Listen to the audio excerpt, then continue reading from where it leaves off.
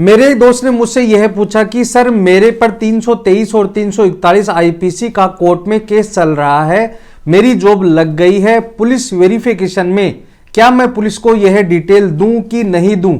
Police verification में क्या दिक्कत आ सकती है, इसके बारे में आप मुझे बताएं। तो नमस्कार दोस्तों, मैं हेमंत सैनी एडवोकेट और आप देख रहे हैं हेमंत एलएलबी लॉ। दोस्तों, मैंने अपने दोस्त से यह पूछा कि मेरे को आप ये बताएं कि आपका केस कितने साल से चल रहा है। तो उसने यह कहा कि सर मेरा केस 5 साल से चल रहा है। तो मैंने ये कहा कि अगर आपको यह लगता है कि मैं जॉब की तैयारी कर रहा हूं और मेरी जॉब लगने वाली है, तो आप अपने वकील से कहकर आप अपने गवाह को तलब करवा सकते हैं, जिससे क्या होगा कि इतना समय बर्बाद नहीं होगा। जब कोर्ट के द्वारा गवाहों को नोटिस दिया जाता है तो हर तारीख पर गवाह 2 या 3 आते हैं, उनकी गवाही करवाई जाती है। इससे क्या होगा कि 5 साल की बजाय 2 साल में ही आपका केस वह खत्म हो जाएगा, जिससे यह होगा कि जॉब में आपको कोई भी दिक्कत नहीं होगी।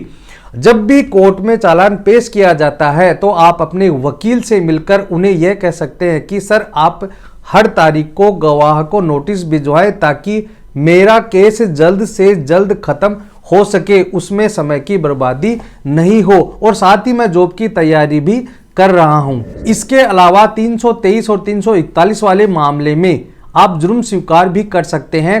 वकील के माध्यम से कोर्ट में एक एप्लीकेशन लगाई जाती है, उस एप्लीकेशन में कोर्ट के द्वारा आप पर जुर्माना लगाया जाएगा। जब आपके द्वारा आपके केस में जुर्म स्वीकार किया जाता है तो इससे आपकी जॉब पर कोई भी असर नहीं पड़ेगा। आप अपने वकील को यह कह सकते हैं कि सर फैसला होने के बाद दफा 4 व 12 का मुझे लाभ दिलाया जाए। प्रोबेशन ऑफेंडर एक्ट 1958 की धारा 4 व 12 में यह बताया गया है कि जब प्रथम अपराध में किसी मुलजिम को जब प्रोबेशन का लाभ दिया जाता है तब उसकी नौकरी पर कोई भी असर नहीं पड़ेगा। जब कोर्ट में जुर्म स्वीकार किया जाता है और आप पर जुर्माना करके आपके केस को खत्म कर दिया जाता है, तब भी आपकी जॉब पर कोई भी असर नहीं पड़ेगा। वह इसलिए नहीं पड़ेगा क्योंकि प्रोबेशन ऑफेंडर एक्ट 1958 की धारा 4 व 12 का आपको लाभ दे दिया जाएगा। आप अपने वकील को कहकर यह धारा जुड़वा सकते हैं ताकि आपको प्रोबेशन का लाभ दिया जाए और आपकी नौकरी में कोई भी खतरा नहीं हो। मैं आपको एक उदाहरण के तौर पर बताता हूं कि मान लीजिए कि कोई व्यक्ति नौकरी कर रहा है और कोई दूसरा व्यक्ति उस पर 323, 341, 504 और 506 आईपीसी का कोर्ट में जाकर एक एप्लीकेशन देता है या इस्तगासे के माध्यम से उस पर केस दर्ज करवाता है, तो आप सीआरपीसी के सेक्शन 397 में आप उसे डिस्ट्रिक्ट कोर्ट में जाकर चैलेंज कर सकते हैं। इसके अलावा अगर आप पर केस लगा हुआ है तो इसका मतलब ये नहीं है कि आपको जॉब नहीं मिलेगी। अगर आपको सजा होती है तो दिक्कत हो सकती है, लेकिन फॉर्म में आपको केस की डिटेल भरनी चाहिए। यदि आपका सिलेक्शन हो जाता है और आप डिक्लेरेशन फॉर्म भर रहे हैं तो उसमें केस की डिटेल आपको देनी होगी। उसमें यह भरना होगा कि मेरे पर इन धाराओं पर केस चल रहा है और इतने समय से केस यह चल रहा है। आपको केस की पूरी डिटेल भरनी होगी। इसके अलावा अगर आप जेल में भी गए हैं तो उसमें यह बताना होगा कि इतने समय के लिए मैं जेल में गया था। ऐसा होने के बाद या फिर इतना कुछ होने के बाद भी कई लोगों के मन में यह रहता है कि क्या सर हमें जॉब मिलेगी? तो जॉब आपको मिलेगी, क्योंकि किसी के झूठे आरोप लगा देने से यह साबित नहीं हो जाता है कि आप मुलजिम हैं। आपको सारी डिटेल फॉर्म में भरनी है। पुलिस वेरिफिकेशन में भी यह डिटेल आगे पुलिस वाले भेजते हैं। अब आपको ध्यान से यह सुनना है कि मान लीजिए कि कोई व्यक्ति जॉब कर रहा है और उस पर केस दर्ज हो जाता है, और इसके अलावा एक उदाहरण और है, कोई व्यक्ति जॉब नहीं कर रहा है और उस पर भी केस दर्ज हो जाता है, तो ऐसी सिचुएशन में आपको अपील करनी चाहिए। इससे यह होगा कि जो व्यक्ति जॉब कर रहा है उसकी जॉब बच सकती है अपील करने से, और जो व्यक्ति जॉब नहीं कर रहा है और उसकी जॉब लगने वाली है तो अपील करने पर आपकी वह नौकरी बच सकती है। इसमें यह होता है कि जब नीचे की अदालत से आपको सजा दी जाती है तो अपील करने पर अपीलीय न्यायालय के द्वारा आपकी सजा को स्थगित कर दिया जाता है, यानी रोक दिया जाता है। इस कारण से आप जॉब कर सकते हैं।